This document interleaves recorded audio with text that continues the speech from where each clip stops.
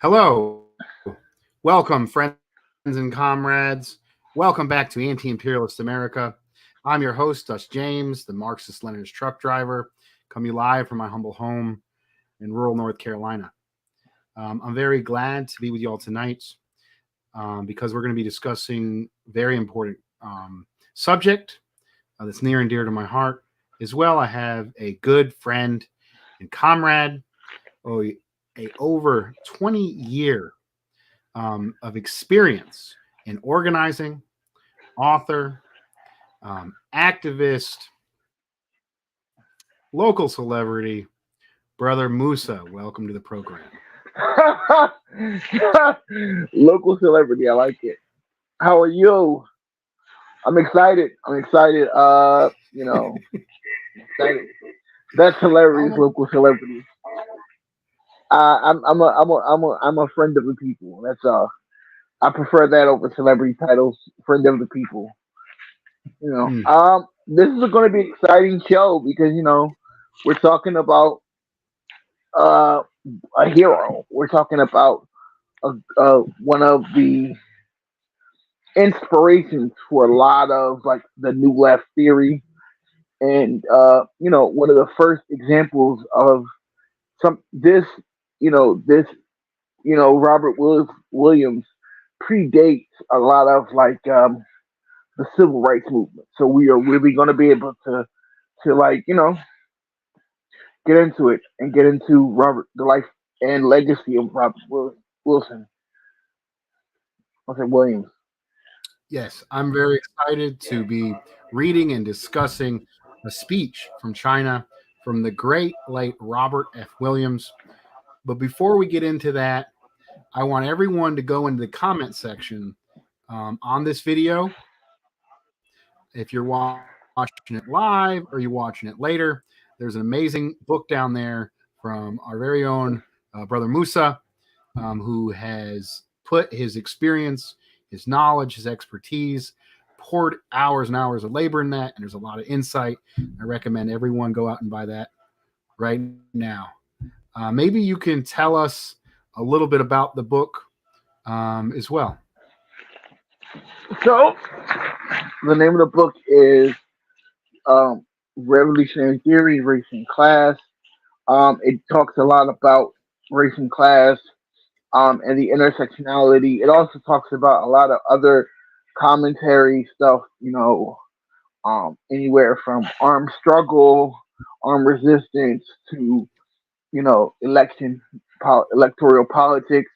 And it talks about, it has different levels of you know, under, it has basically covers a gambit of topics.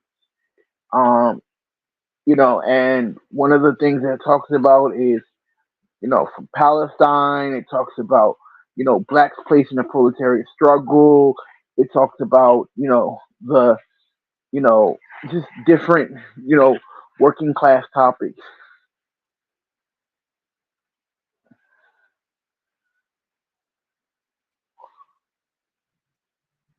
Right on. So everybody, that is in the comments.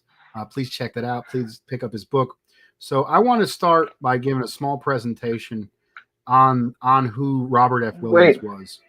And before we go, before we start, I would okay, go like ahead. to first make the announcement. Alex Saab is free. I would like to get on air and publicly congratulate one of my good comrades, Alex Suarez, who also wrote the foreword to my book. This was a campaign that he really, really like poured his passion into. So I just want to congratulate him. Alex Saab is home, so it's exciting.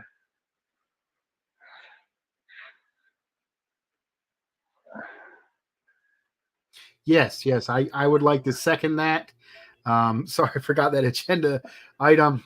The wrongly imprisoned and tortured diplomat, acting on behalf of the Venezuelan people, trying to get food from the Iranians to the Venezuelan people to avoid the brutal U.S. sanctions. was arrested in Cape Verde for years now, is finally free. Not only because the negotiations from the Venezuelan government, but pressure from folks right here in the United States, from the belly of the beast, our comrade Alex Suarez, who I've been to, we've met. All three of us were in D.C. together for the Black People's March on Washington.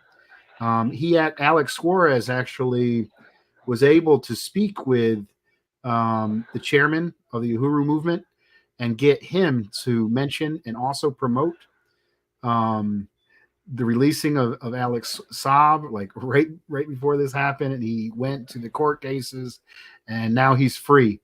I think it's a victory for Venezuela and it's a victory for the anti-imperialist bloc. So right on, brother. So let's go back in time a little bit. I'm gonna talk about one I believe the greatest North Carolinian that ever lived. That's my home state, from Monroe, North Carolina, 40 minutes up the road from me. The great Robert F. Williams. And a lot of people, you never heard about him. Everybody hears about Martin Luther King. That's the main civil rights icon. And then maybe if you want a little bit more radical, maybe you heard about Malcolm X some. But that's about it. But they don't talk about the roots and where it started and the explosion in the 1960s and the Black freedom struggle. And really what motivated a lot of the people in the Black Power movement, especially the Panthers. I was reading his book, his semi-autobiography, memoirs of Robert F. Williams, Negroes with Guns. I'm listening to the audiobook. I'm a trucker. It's only 3 hours long. I'm about 2.5. I got about 2 out of the 3 hours in preparation for this. And it's interesting. If people want to go back, I was able to study the 10-point program of the Black Panthers on this program with a great sister from Texas, and also the brother from a Chicano brother um, out west, and we were able to do a study on the Black Panthers, and we did a 10-point program, right? Well, I was thinking, well, you know who else does 10-point programs? The communists, like the North Koreans. But you know who did a 10-point program before the Panthers? It was the 10-point Monroe program, that they were tired of just trying to get the desegregated pool, which they won with guns in North Carolina in the late 50s. And they desegregated the library. Robert F. Williams led that struggle too. They won both that, but they were tired of just that. And then they brought in, what about the unemployment issue? Before he was exiled from the country, he brought up in the 10-point program right here in Monroe before the Panthers did it. What about the economic discrimination? What about the mass unemployment of the Black masses in Monroe, North Carolina, where jobs were fleeing the Union North, coming down here for cheap labor, and then excluding Black workers from those jobs in the South? They were able to push that, and they were able to link that economic struggle with the nonviolent civil rights movement. But Robert F. Williams was born in 1925, Monroe, North Carolina. He followed the Great Migration, went up north, worked in Jersey, worked in Michigan. He joined the Marines, and he was a World War II veteran. And while he was in World War II, he learned about, how to arm himself, how to defend himself, how to carry out military tactics. He also picked up on a lot of what is taught in the American school system. He learned that out west, that when the laws don't come to protect the people need to arm themselves and protect themselves. And for white Americans, they were given that right. But black folks or Africans in America were denied those rights. And he just saw it as simple. But when he tried to appeal what the United States claimed to value and the rights they claim to have to the Black folks in the South in the late 50s in Monroe, North Carolina, they realized the law won't come in to help them. And it's hard to imagine the terror of what Black people in this state went through only 70 years ago. I think a lot has changed for the better, but a lot hasn't changed. And if we look at the tactics of the civil rights movement, it was largely about a lunch counter. It was about ending segregation, ending a lot of the humiliation. And Robert F. Williams was against ending that humiliation, but he wanted to take a step further, and he did, to the economic component. If we look today, we have integrated schools, integrated library, underfunded. We got a lot of these stuff. We don't have the Klan lynching people and getting away with it. We got cops killing people. Well, yeah. But these I economic was going. rights I was of mass unemployment, of discrimination of resources, nothing has changed on those. They're still the same. Go ahead, Musa. You got to interject. Go ahead. No, yeah, I was gonna say that the we still have redlining, we still have so the struggle continues. I mean, we've pushed the ball forward, but there's still a lot of work to still be done. Um, but yeah, Robert, uh, if you think about it in context, when Robert Williams was doing a lot of his organizing, it was at a time and place pre-civil rights, the pre-civil rights movement, or before around the time the civil rights movement.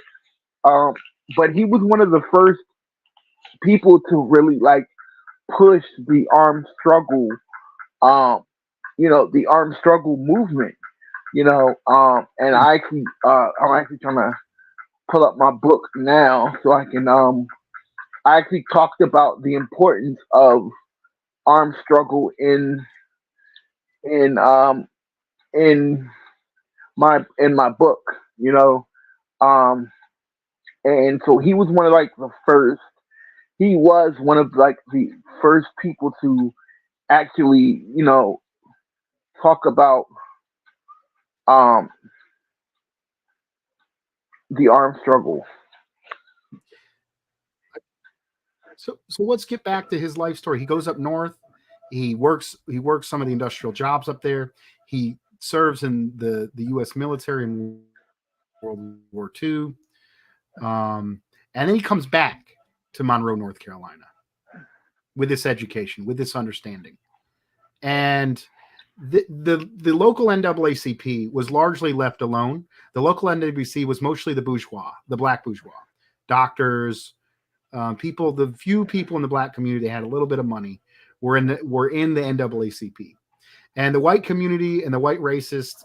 A lot of them were racist, still are, just more subtly, but they largely left the NAACP alone until the NAACP started trying to integrate the schools. And there was terrorist violence against the bourgeois members, the black bourgeois, and a lot of them just left the NAACP. So Robert Williams comes back, wants to support his community, and there's only like 5 members left of what was a larger organization. And he said, and they wanted to dissolve it. And Robert F. Williams was like, "Nah, I ain't going to dissolve it." And they elect him president of the NAACP, more of a working class guy. Um, and they're like, "It's probably going to fall apart. Just let it die with him." But he didn't let it die. And he asked the black bourgeois, "Hey, come back to the NAACP." They're like, "Nah, I ain't going to get shot by racists." And he goes into a pool hall and he says, "Hey, we're going to give these white folks some trouble." Puts the membership cards down. He recruits everybody in that pool hall. Most people said, "Here's my and a lot of people are like, "I ain't got the dues right now, but I'm going to join you next week." And he grew in a small town, the NAACP, from a 6-person organization to an over 250-person organization within weeks. This is a serious organizer, commentator, someone that can reach his own people and speak the language of the people. Like that's amazing. And then he goes on to integrate the public library, integrate the pool house, And there was a moment and a change in his politics. And then there was a number of instances that happened in Monroe to the black community we wouldn't even think possible today. We're talking about a mother of five kicked down a flight of stairs by a hotel guest, got away with it. We're talking about sexual assault on a black mother, and then she goes to court, and the defense says, "Hey, he got a wife, a nice, beautiful white wife at home. Why would he touch this? Why would he touch this? Looking at the black woman in a public court in North Carolina, these were the indignities that black folks had to go through right in this state, not too long ago. And a lot of these people were involved in this went on to become politicians later on. Some of the police chiefs, some of the mayors became national politicians in this country. Some of the disgusting racists that would allow rape, would allow assault, would allow daily inhumilities, segregation. He desegregated the pool, desegregated the library. And a lot of people think Robert F. Williams was some kind of radical. Like, oh, he's too horrible. He's too radical. He's crazy. He's creating. But if you actually read his writings, it's just basic self-defense politics that white Americans take for granted, that he's some kind of crazy radical for saying. But anyways, when that woman was sexually assaulted, and some of the family members wanted to take out vigilant justice against the would-be rapist, and Robert F. Williams was like, "Nah, we're gonna go to court. We're gonna do this the right thing. See how it goes." They let off the white man. Just let the dude who sexually assaulted this woman, basically telling every black woman in this community that, hey, white men can physically, sexually assault you, and there's nothing the law is going to do about it. And then the president of the NAACP, Robert F. Williams, goes on to the courthouse and right down here in Monroe, North Carolina. Go ahead.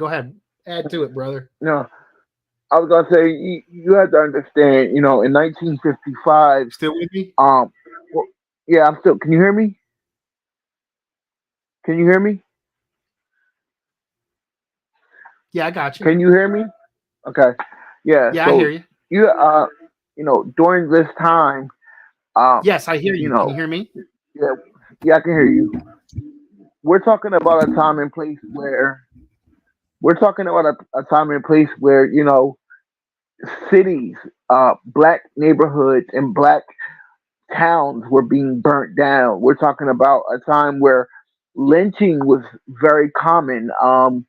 I was just watching this documentary about the South, and during this time period, the early 1960s, early 1950s, and up to the 1970s, and it talked about lynching and some of the reasons why black people were lynched during that time. So violence, state sanctioned, or violence was very, very common. We're talking about anything. You know what I mean? You could do anything, and the police basically turned a blind eye. Black people had no. What was it in the Plessy versus Ferguson argument, that black people had no rights that white people were allowed or had the authority to recognize. So basically, blacks had no rights. We were still considered second-class citizens around this time. So it is very important to put that in context, that what what he was doing was radical, because it was the first time. During that time, you had people like MLK who were and SNCC and other organizations that were taking the nonviolent approach. And you had people like Robert Williams and people like Malcolm X who were talking about self-defense for black people.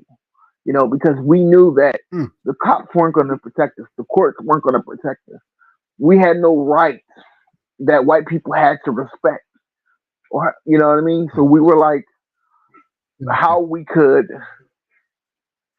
defend ourselves. You know, it's like I said, it wasn't going out and picking a fight, but it showed that Robert Williams writings. He talked about like he looked at it from a self defense standpoint, where we're not going to pick a fight, but if a fight comes to us, we're going to be able to meet that force with force. And it's very similar, like I said, to what I Hmm. talked about in my book about the I mentioned France. Can I don't know if I can I read it real quick? I just want to read this quickly. Sure. Franz Fanon's theory of violence. It says Fanon contends that violence is an inherent part of the decolonization process. He argues that oppressed must use violence to dismantle the psychology and physical structures of colonial domination. Armed struggle, according to Franz, is a necessary means to reclaim dignity and achieve liberation. Hmm. Very, very So, powerful. So he, I'm sorry, he comes out of the courtroom where he told the family of this woman who faced sexual assault. He tells them, "Nah, don't do it. Don't hurt this guy." And then he witnesses the guy who sexually assaulted this mother in the community, and they come up to him and they said, you just told them that we're open season. You just told them it's okay for them to sexually assault us." And Robert F. William looks back at the family and he says, not one more day am I going to let that message ring out that we're sitting ducks. I'm going to meet violence with violence. And when they were trying to desegregate the pool, which they won, they showed up armed. And you notice how a lot of the civil rights protesters, you look at the great Anne Moody, you know, I believe who had a woman with fierce courage from humble roots, would sit at the lunch counter. They put mustard on her, they'd spit on her, and they slap her.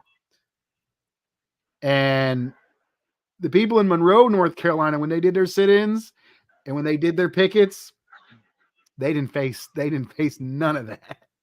They didn't have to worry about none of that because the racists were cowards. And even though the racists outgunned them and outnumbered them, they were not gonna harass, spit on, and slap armed people that had little to lose and were fighting on the I just look at it like cause. I, I look at it like a bully, right? Sometimes a bully, the only thing that a bully understands is is violence or Mm, self defense. You know what I mean? Like mm, when you're dealing with a person who, or a state in this case, that is, they want you to be scared. They want you to just get along, and the minute you stand up to them, they cowardly back down. You know what I mean?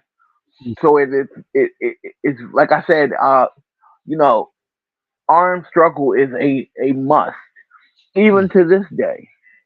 You know what I mean? Like we have to stop thinking that the revolutions we can just protest and sit in and dance and die in our way into revolution. That's not going to happen. We mm, cannot think. You don't think that that you know the system of oppression is just going to be able to. It's just going to you hold a protest. Okay, giving up power. Oh, colonizing and white supremacy isn't going to give up just because you protest. You know what I mean? Armed struggle to this day is still a yeah. vital importance. Mm. Maybe I get one more tactical example before I go on to the rest of his story. One time when they were um, picketing to desegregate the pool, there was thousands of Klan members, racist, out of state folks, ready to combat a massive mob of people that came up for like just a few, maybe 10, 15 people. And they didn't know they had guns. And they showed the guns, and the crowd backed up. And then the police showed up and said, disarm. And Robert F. Williams were like, we're not going to disarm in front of this mob. You can, you can, you can come get my guns later at my house, because the mob was shouting, kill the explicit term, kill the explicit term, burn the explicit racist term. So the thousands of people. And Robert F. Williams in his book says, if they weren't armed, they would have been killed. They would have been lynched, just like countless other people did in the South who didn't arm themselves. If Robert F. Williams would not have been armed at that moment, he would have died. He would have been killed by the racist mob, and it would have barely been talked about. But because he had the full strength of a man and stood up for himself, saved his own life, that story was heard in China. That story was heard in Russia, that the masses of black people are standing up for themselves. And later on, in 1961, the Freedom Riders came down. They came out to support him. Robert F. Williams was in favor of nonviolent tactics. Yes, he said, if the nonviolent tactics work, do them. I'm all for it. But all he said was, I've seen some places where that nonviolent stuff ain't going to work, and I had to do otherwise. He was for using the whole toolbox, whatever worked, any means necessary. Nonviolence, violence, that's the way he saw it. He thought he had to use nonviolence something. He did, and he did. But anyways, they come down, and things are kind of heated, and supposedly a white couple got lost in the black neighborhood. Supposedly lost. I don't know. But anyways, there was a black mob of people who were tired of the injustice and indignities, because racists would commonly go into the black community and shoot them up, and they'd have to run them out because the cops wouldn't do nothing. So the masses of black people weren't having any violence done to them tonight. And Robert F. Williams was told of this white couple that came into the black community, and he was scared for their lives, that they would be killed. So he brought them into their house to save them from his own community. And then later on, he waited till they could leave after the crowd dispersed. And then that couple went back to the police station, and Robert F. Williams was charged with kidnapping after saving this couple's life. And he was forced to flee the country. And because they heard in the international news, the news they ain't going to do, the media here would not publish his works. The Chinese press, the Soviet press, they published what was going on in Monroe, North Carolina, and they knew about him. And he had been working with the Cubans. At first he went to Cuba, and then he went to China. And then later on in 1975, he came back to the country, and he retired, and he died of old age. Lived well. He fought, he resisted, he armed himself, he fought for the community, he made victories. He went all over the world, meeting friends, having a time of his life, learning new things that would blow the mind of any country boy down here in North Carolina, especially within the black community. Had all these wonderful, amazing experiences and lived his life out. And he would often say, you know why they put Malcolm X and Martin Luther King, and always put that in the face of folks, of young black men? It's because, okay, what'd he do? He stood up for himself. What happened to him? He died.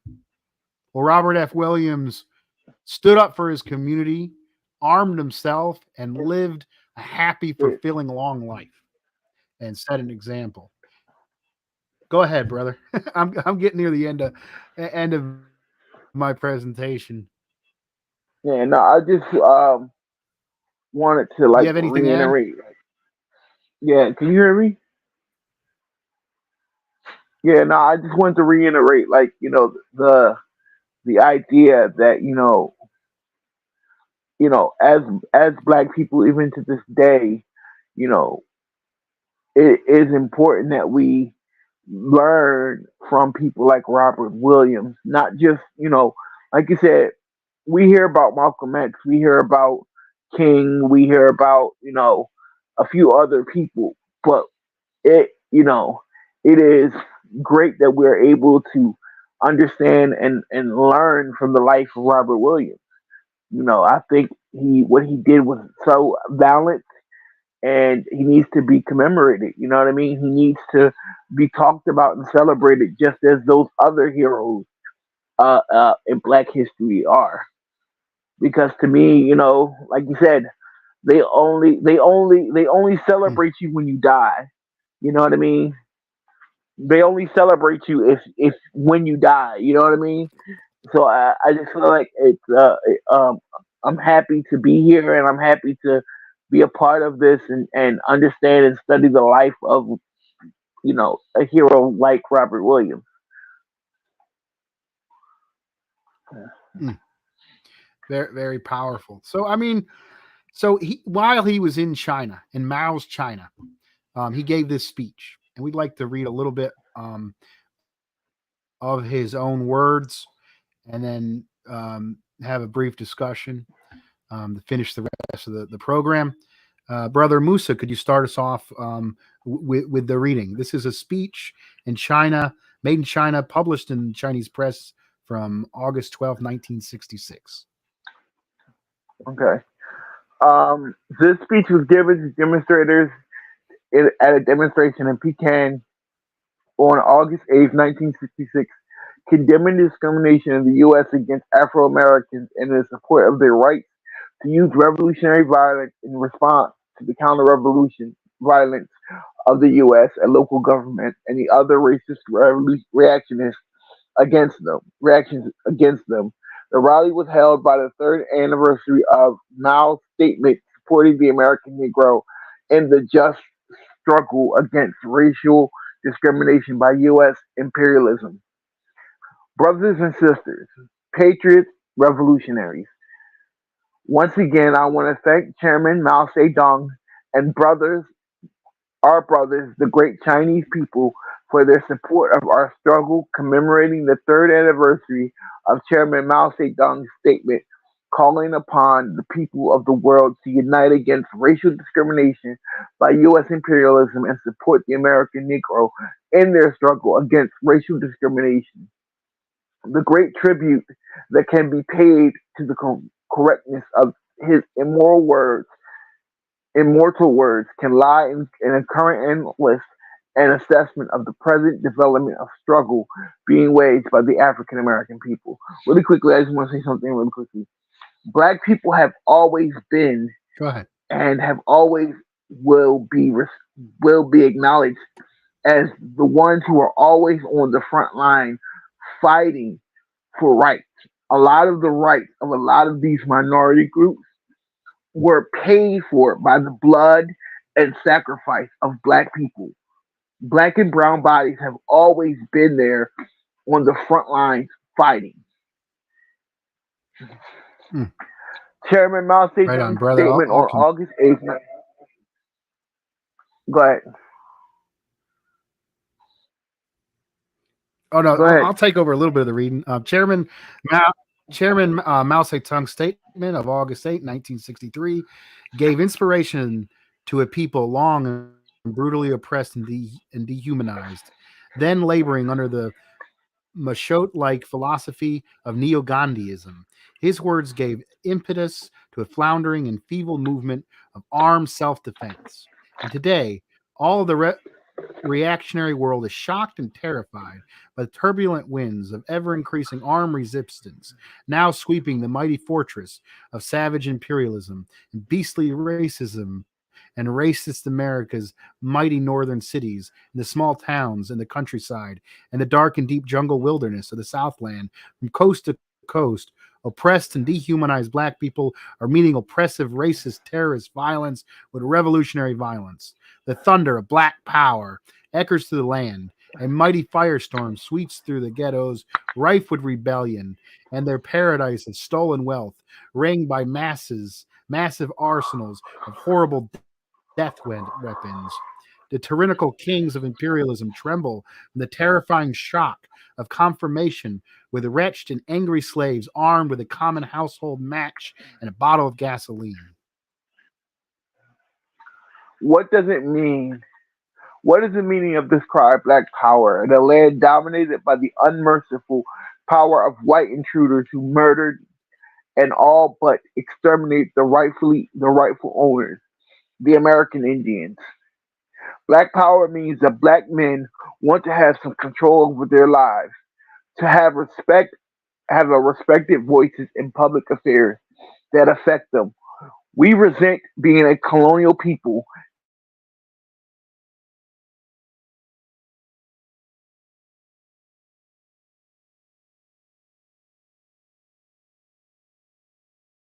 You still with us, brother?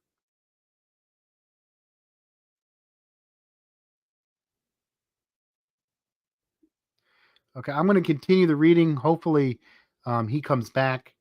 We resent being forbidden to speak for ourselves, even black belts, where we constitute as much as 85% of the population. We resent being deformed by a white man's mold and degenerate white supremacy society that derates and belittles our African heritage and makes us ashamed of ethnic characteristics.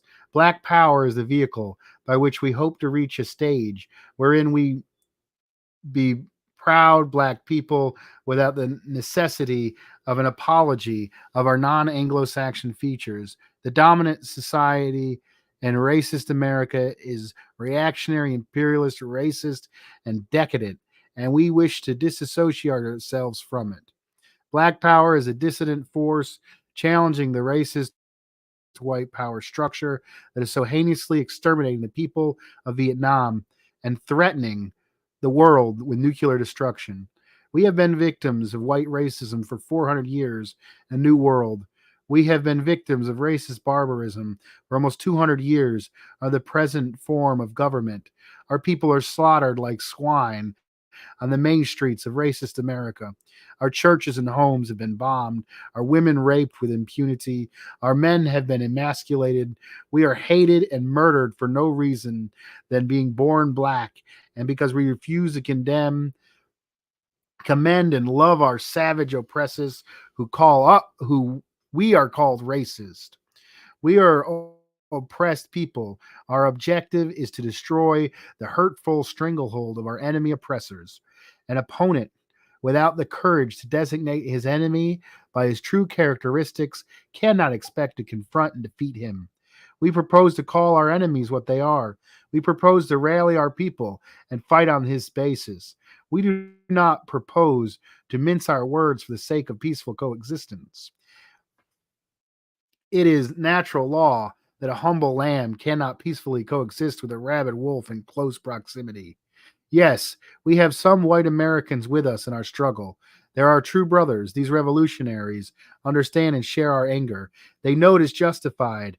Their spirit is an extension of the glorious spirit of the great, noble, anti slavery fighter, John Brown. Yes, they too are hated and persecuted minority people and Johnson's majority mob rule Hitler-like jungle-like society. Yes, like all other peoples, we have enemies in our ranks. We have black traitors who practice treason for 30 pieces of silver. We have black Judases instant running dogs for the Johnson administration and its racist white power structure. Like their white puppet masters, these black puppets too have days that are numbered. Our wrath is intense against the black lackeys of our white oppressors and is against the white supremacy oppressors themselves. These mercenary Uncle Toms are the most vocal, non-violent peace peddlers in the storm centered of racist America today.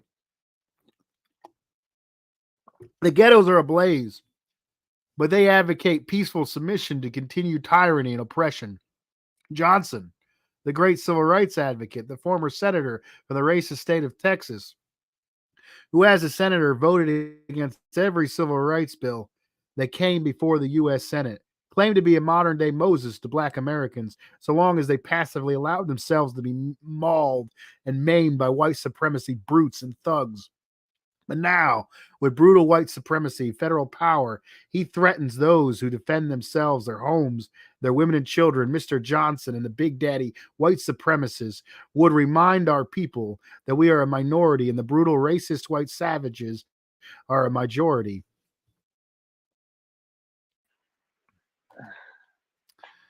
You back with us, brother? Yeah.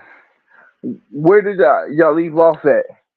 All right, let me finish this paragraph. All right, let me finish this paragraph, and hopefully you can find me. Mr. Yeah. Johnson, the Big Daddy white supremacist, will remind our people that All we right. are a minority and brutal racist white savages are a majority. Like his fellow traveling Ku Klux Klan Klansmen, he endeavors to frighten and intimidate us by the mere numbers of our eternal oppressors. In the same fashion, Mr. Johnson would like to intimidate the Chinese people with a massive arsenal of nuclear weapons. He is endeavoring to intimidate Black America by alluding to the great hordes of white supremacists who are ready and are willing to exterminate our people. We say to Mr. Johnson that intimidation, violence, and brutality will not stop the raging fires in the people's liberation struggle. The only force on earth powerful enough to halt the flames engulfing ghettos and main streets of racist America consists of fair play, brotherhood, equality, and justice. We serve Um, notice on.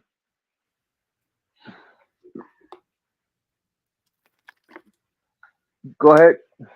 nah, go ahead with it. Read it.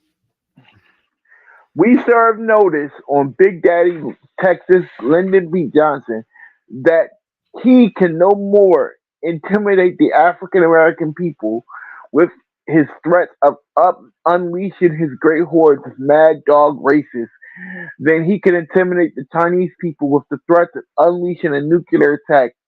The day when brutal white racist oppressors and imperialists can frighten colored people into submission by threat of savage violence are gone forever.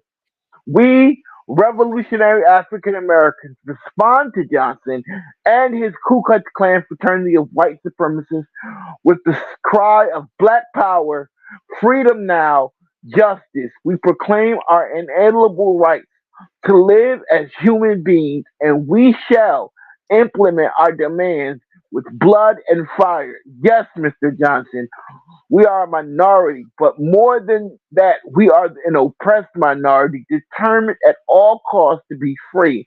And we are resolved to pay any price to perform any task and to go to any length for our freedom.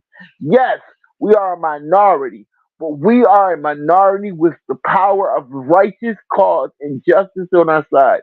We are a minority marching in the endless files of the great multiracial masses of the invincible anti-imperialist and anti-racist forces of the world for the benefits of Mr. Johnson, who put so much stock in numbers.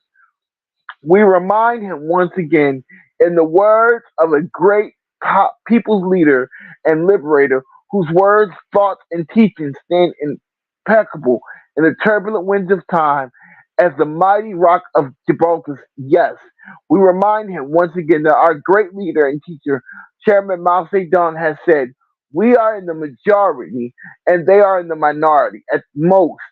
They make up less than 10% of 3,000 million uh, population of the people of the world.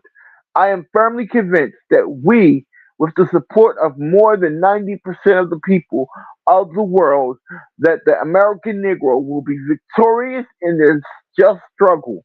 The evil systems of colonialism and imperialism arose and throve with the enslavement of Negroes and the trade of Negroes, and it will surely come to an end with the complete emancipation of the black people. Today, in the social jungle of racist America, the rights of colored people are less respected than those of common street dogs. The laws and the kangaroo courts of the so called free world of Christian democracy protect the rights of common street dogs and other dumb animals. But there is not a single court of law that dispenses even handed justice and unbiased constitutional and human rights to the colored American. The long and brutal, miserable plight of our people throughout the history of a barbaric America encompasses one of the most shameful and savage chapters in the history of slavery and man's injustice to man. The dominated class in racist America is one of the most hypocritical the world has ever seen. It captured the African in Africa, enslaved him, ripped him from his culture, raped him, reproduced from him, completely dehumanized him, and reduced him to the level of beast of burden, and stamped him with the name Negro as a tribute to the white man's creation, an invention of a new implement of agriculture and an instrument of labor. And all the while, he promotes the brutal slavery. He proclaims himself the architect of democracy and a Christian society. All the while, he himself brutally and savagely exterminated the American Indian and piously proclaimed thanksgiving to his white God for being so generous to to blessing him with the bounties of the Indians' rich land and paradise. He built a brutal imperialist prison wall around the people of Latin America and piously named it Protective Monroe Doctrine. He stretched his bloody hand to Asia and arrogantly called it an open door policy. The open door policy, while the policy of an armed bandit at the door of a peaceful man. Today, the same bandit rapes and plunders the land of Vietnam, murders defenseless women and children, and exterminates the people of the name of free world Christian democracy. The same bandit who exterminated and starved the American Indians on his own native land soil, now piously proclaims to practice charity to the nation of India, is a hypocritical effort to use them in his campaign to subdue and enslave the people of Asia. What is the nature of his democracy? What does such a beastly imperialist, racist savage know about democracy? Should not democracy, like charity, start first at home and then spread abroad? What is the democracy of the black American captives in the miserable ghettos in the cotton fields of Mississippi, battered by the savage policemen's club in Washington, D.C.? What is the democracy of the Puerto Rican, of the Mexican, and of the American Indians in a racist America? Only the most naive can believe that the empty words and promises of such a morally bankrupt charlatan depicted deceptive American white supremacist is personified by hypocrites like Bobby Kennedy, a sophisticated huckster, a charlatan of the first magnitude, who struck and swayed into the hotbeds of African white supremacy and colonialism, hugging and kissing black babies, and masquerading as a great white father and savior of the black Africans. Mr. Kennedy's action is a racist American and quite a contrast to his deceitful conduct in Africa. When Mr. Kennedy served as the Attorney General of the United States, he was sworn to uphold the rights of equal protection under the law. Yet he collaborated with the most barbaric racists in the nation. He entered into a white gentleman's agreement with the notorious racist governor of Mississippi, Ross Barnett. Defenselessly and helplessly, black women and children were bombed, gassed, clubbed, raped, murdered on the main streets of racist America, and Mr. Kennedy is yet to punish a single white supremacist, heathen transgressor. As Attorney General, he did nothing about the fact that Africans were being beaten in the United States, even the diplomat assigned to the UN. It was a strange indeed how Mr. Kennedy can perform the racist chores of those who chant slogans of hatred, vilification, and dehumanization for black people in America while proclaiming he pretended great love for black humanity in Africa. Such is the nature and deceptive and barbaric Yankee. In America, Mr. Kennedy publicly proclaimed himself to be oppressed to black nationalism. In his white supremacy logic, he called it racism in reverse. Black nationalism is a survival reaction to white nationalism.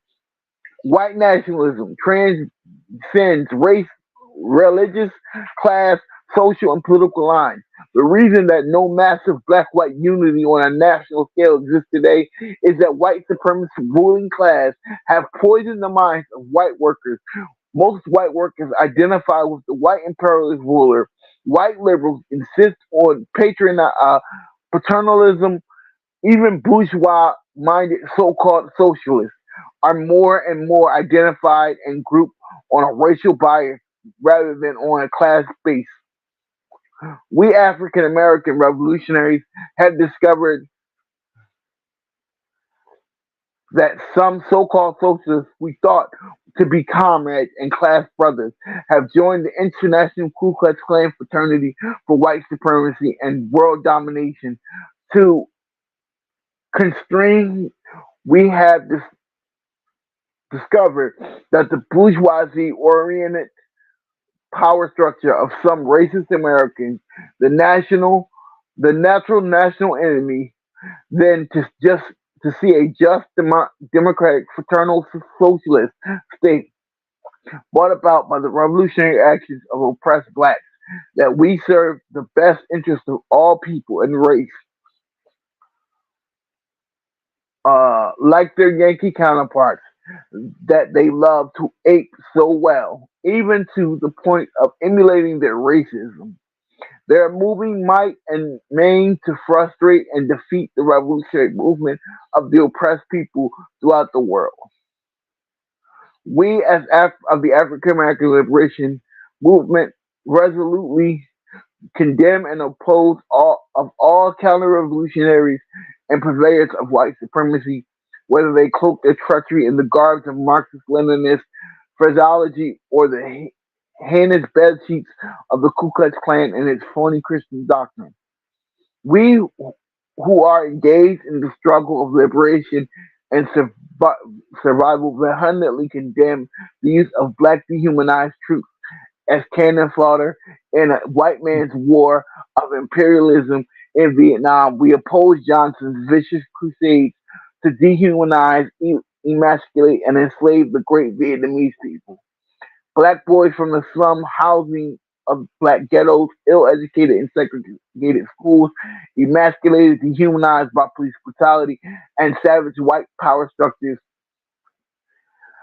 Yes, black boys who cannot find employment, black boys who are victims of white racism, who hate them because of their color of their skin, black boys whose mothers, sisters, and loved ones are being savagely clubbed, gassed, raped, maimed, lynched, and railroaded to prison in a racist kangaroo court simply for begging and praying for elementary justice are forced to share foxholes and shed their blood alongside racist Negro haters in Vietnam who, like in a racist America, refuse to fraternize with them in place of amusement in Tokyo and Saigon, even out of proportion to the self-styled master race. Vast numbers of black soldiers are forced to suffer and die in vain efforts to prolong and extend the brutal racist white man's imperialists. They are forced to suffer and die in causes of a racist power structure that, as much as an enemy of black people in America as it is the people of peace and freedom loving Vietnamese. Do you want me to continue? All right, let me get some reading in as well. Let me get some reading as well. I know And why do we call the massive Ku Klux Klan type action in Vietnam a racist white man's war of imperialism, while many black men are fighting? It is because in racist America, no black man is part of Johnson's policy-making clique. The United States is governed by white power. The Pentagon is a white dominated, repressive arm of a ruthless, elite white power structure. Wall Street is an exclusive club of great white chiefs of business and industry. Black Americans are resisting the racist, imperialist, lily white power structure. How can a people who are fighting and dying simply to wrest the most basic human rights from an intransient and tyrannical power structure be said to be partners of that power structure and willing participants in its racist and imperialist ventures and crimes against humanity? The United States today is a fascist society, more brutal than any world has ever known.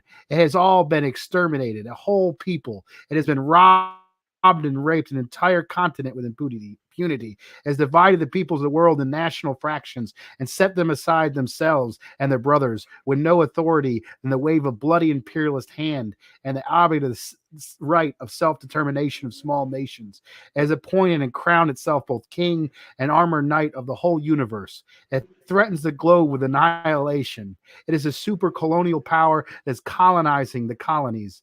The world famed and brilliant philosopher, Lord Bertrand Russell, has justifiably stated that racist America has exterminated more people than Hitler exterminated Jews in Nazi Germany. Lord Russell and many others, fair minded humanists throughout the world, have justifiably stated that the U.S. military aggression in Vietnam is executed a more cruel and barbarous manner than even the horrible campaigns of aggression, genocide, and conquest carried out by Hitler's fascist Germany.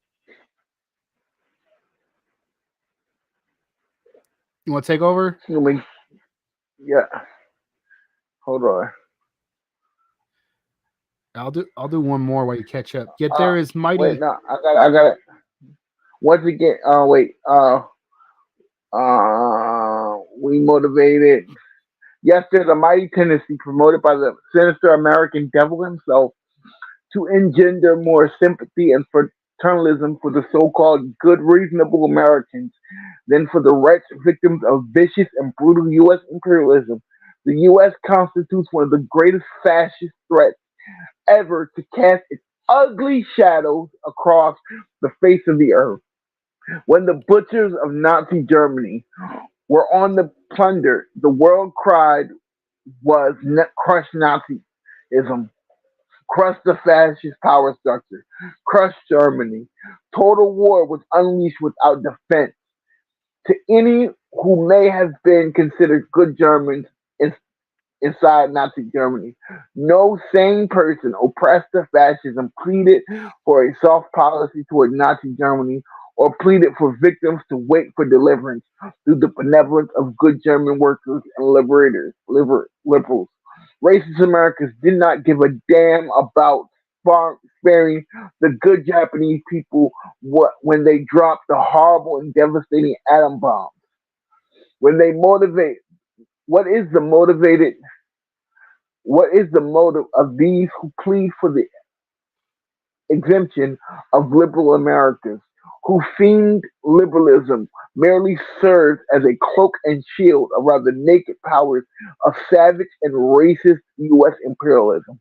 The time is fast approaching when the so-called good, reasonable American must make a decision whether to overtly side with the American chauvinistic jingoism or to take a resolute anti-imperialist and anti-racist stance that will be a firm base for a just and lasting world peace. We who are brutally oppressed and victimized cannot forever afford to spare the fortress of social reaction and tire it because they are allegedly silent dissidents within its gates.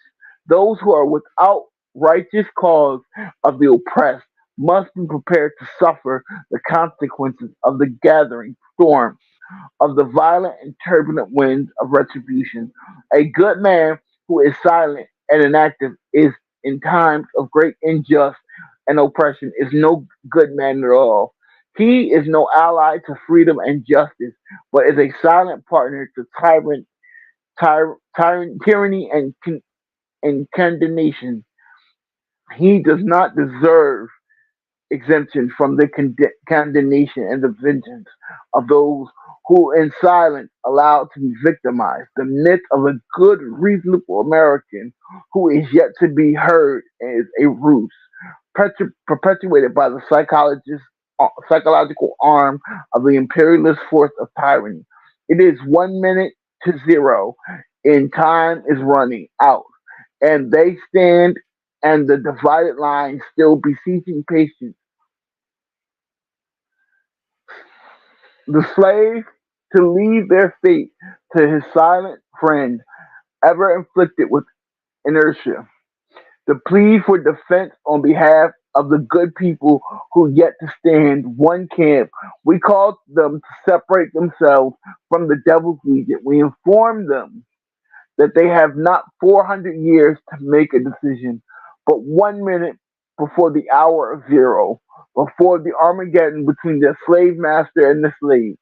Once again, in closing, let me thank our great leader and teacher, the archetype of people's warfare, Chairman Mao Zedong, for his great and inspiring statement in support of our struggle, and to our great Chinese brethren and true revolutionaries throughout the world. We revolutionary Afro Americans vow that we shall take the torch of freedom and justice into the streets of racist America, and we shall set the last great stronghold of Yankee imperialism ablaze with our battle cry of Black Power, freedom, freedom, freedom, now or death for our people, for our country, and for our compatriots throughout the world. We shall reclaim the nobility of the American Revolution. We shall raise our flags in honor, true peace, and brotherhood to all the world. Long live People's Republic of China. Long live Chairman Mao Zedong. Long live the people's resistance to imperialism, racism, and tyrants. Long live the militant free friendship between the Chinese and the revolutionary American people. Right on, brother. Well done. Well read. Good diction, brother. Yeah, maybe we get a first of just quick responses. And I'm just in awe of a man who was born only 40 minutes from where I'm at, came up in subpar educational facilities, was told the lies about how great George Washington kicked out the British, joined in the military, came back, and then used the little bit that he learned. He won a big man on, like, he wasn't one of them French philosophers of that CIA funded school, Frankfurt School. He knew, he came from the people.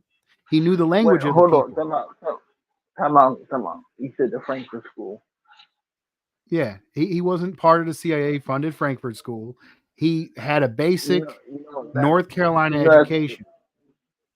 that's the new left. You know that, right? Yeah, I got you. I got you. I mean, this guy's You know more I'm not. more old left than me, but you get where I'm getting at. But anyway, he had a I very know. I was gonna basic say, but education. He didn't.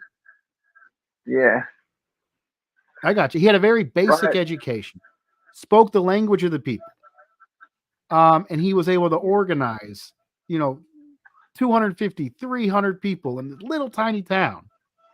Got exiled, was loved by the world, continued to learn revolutionary politics and apply those revolutionary politics in those same down home words and easy to understand stuff to tell the people to continue to fight.